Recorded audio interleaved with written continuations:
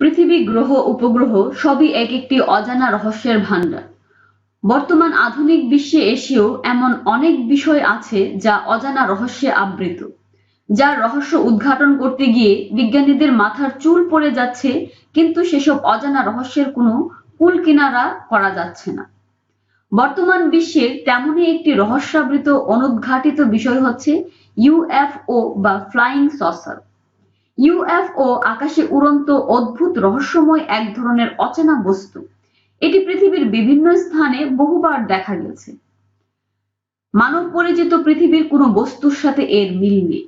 মহাকাশে উড়ন্ত অচেনা এই বস্তু নিয়ে অনেক গবেষণা হয়েছে, কিন্তু তা সত্ত্বেও বিজ্ঞানীদের পক্ষে এই রহস্য উদ্ঘাটন করা আজও সম্ভব হয়নি। ফ্লাইং সসার নিয়ে সাধারণ মানুষেরও কৌতূহলের শেষ নেই। ইউএফও শব্দের পূর্ণরূপ হচ্ছে আনআইডেন্টিফাইড ফ্লাইং অবজেক্ট। বাংলায় এর অর্থ অজ্ঞাত উড়ন্ত বস্তু বা ফ্লাইং সসার।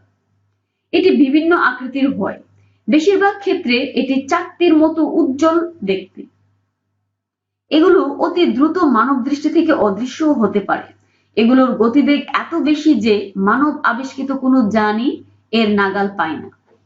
অবস্থা দৃষ্টে মনে করা হয় ইউএফও খুব শক্তিশালী চৌম্বক ক্ষেত্র তৈরি করতে পারে এবং যে কোনো বৈদ্যুতিক কৌশলকে অকার্যকর করে দিতে পারে।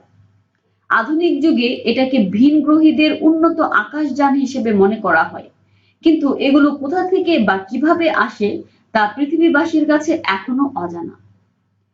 ফ্লাইং সসারের গতি প্রকৃতি থেকে বোঝা যায় এসব যান অন্য গ্রহ থেকে আগত। ওরা পৃথিবীবাসীর সাথে যোগাযোগ করতে ও অবস্থা নিরীক্ষণ করতে আসে। সম্ভবত ওরা প্রযুক্তির ক্ষেত্রে পৃথিবীবাসীর থেকেও অনেক বেশি উন্নত। ধারণা করা হয় ওরা পৃথিবীবাসীর সাথে যোগাযোগ করতে আসে, কিন্তু তাদের সাথে আমাদের প্রকৃতি ও প্রযুক্তিগত ব্যবধানের কারণে তাদের প্রেরিত বার্তা আমরা ধারণে সক্ষম হয় না।